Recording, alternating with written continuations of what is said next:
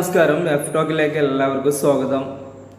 നമ്മൾ ഫേസ്ബുക്കിൽ കണ്ടിട്ടുണ്ടായിരുന്നു ആസാമിൽ ബീഫ് നിരോധിച്ചു എന്നുള്ളത്.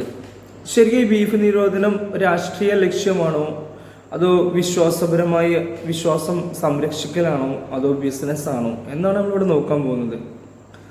എൻ്റെ അഭിപ്രായത്തിൽ ശരിക്കും ബീഫ് നിരോധനം എന്ന് പറയുന്നത് ബിസിനസ്സാണ്. ബിസിനസ് വളർത്താൻ വേണ്ടിയിട്ടാണ് ബീഫ് നിരോധിക്കുന്നത്. ശരിക്കും വിശ്വാസപരമായിട്ടാണ് നോക്കുന്നതെങ്കിൽ അവർ ശരിക്ക് പശുവിനെയാണ് ഗോമാതാവായിട്ട് കാണുന്നത്. അങ്ങനെയാണ് ഈ പശുവിനെ അരക്കുന്നതും അത് ഭക്ഷിക്കുന്നതും അല്ലേ അവരെ നിരോധിക്കേണ്ടത്. എന്തുകൊണ്ട് ബാക്കി പോത്തിനെയായാലും മറ്റു എരുമന ഇതുപോലുള്ള സാധനങ്ങൾ അവർ നിരോധിക്കണം?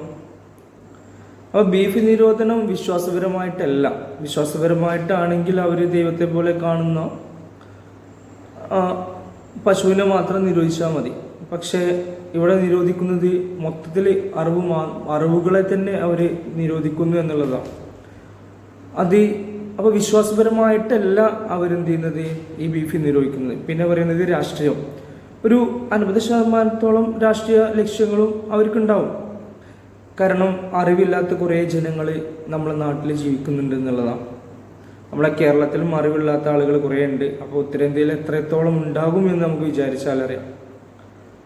അങ്ങനെ രാഷ്ട്രീയ ലക്ഷ്യവും അവർ ഇതിലൂടെ നിറവേറ്റുന്നുണ്ട്. അതിൻ്റെയൊക്കെ അപ്പുറം ഇവർ ബിസിനസ് വളർത്തുക എന്നുള്ളത് ലാഭത്തിന് വേണ്ടിയിട്ടാണ് ഈ ബീഫ് നിരോധിക്കുന്നത്. എങ്ങനെ ഇവർക്ക് ലാഭം ഉണ്ടാകുന്ന ഈ ബീഫ് നിരോധനത്തിലൂടെ?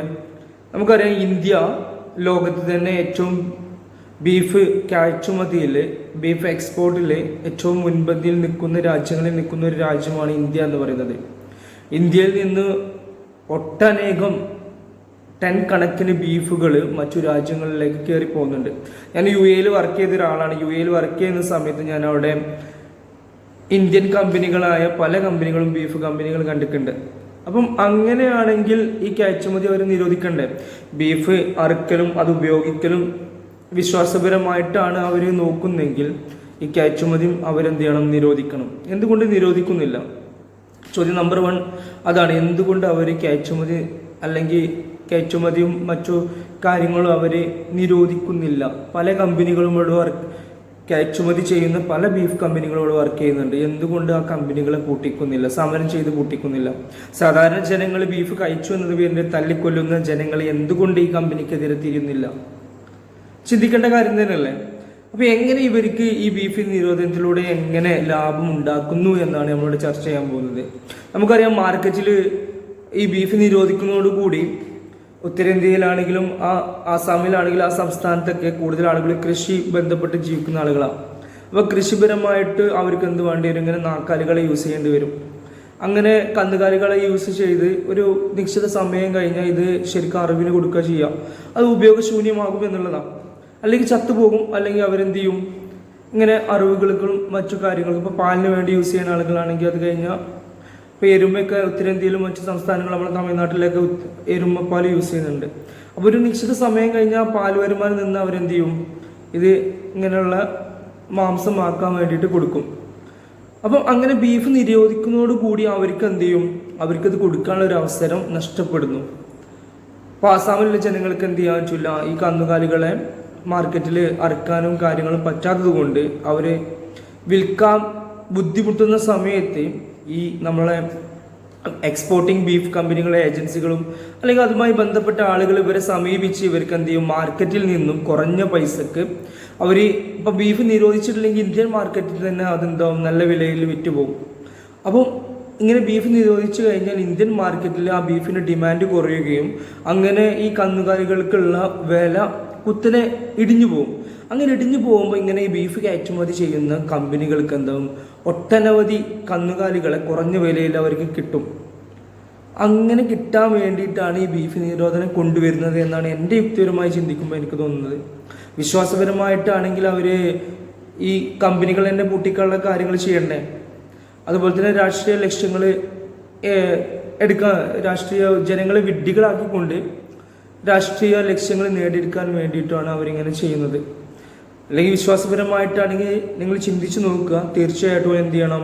ഈ കമ്പനികൾക്കെതിരെ സമരം ചെയ്യണം. അത് ചെയ്യുന്നില്ല. അപ്പം ഇവരുടെ ലക്ഷ്യം എന്ന് പറയുന്നത് എന്താണ്? ജനങ്ങളെ തമ്മിലടിപ്പിച്ചുകൊണ്ട് ഈ കന്നുകാലികളുടെ മാർക്കറ്റ് കുറക്കുക. മാർക്കറ്റ് കുറച്ചതിന് ശേഷം ഇങ്ങനെയുള്ള എക്സ്പോർട്ടിംഗ് കമ്പനികളെ സഹായിക്കാൻ വേണ്ടിയിട്ടാണ് ഇവരിങ്ങനെ ബീഫ് നിരോധനങ്ങൾ കൊണ്ടുവരുന്നത്. അല്ലാതെ മറ്റൊന്നും നമ്മൾ ചിന്തിക്കുമ്പോൾ മറ്റൊന്നും കിട്ടുന്നില്ല. കാരണം ബീഫ് നിരോധിക്കുകയാണെങ്കിൽ എന്ന് പറഞ്ഞ പോലെ എന്ത് ചെയ്യണം, കമ്പനികൾ നിരോധിക്കപ്പെടണം.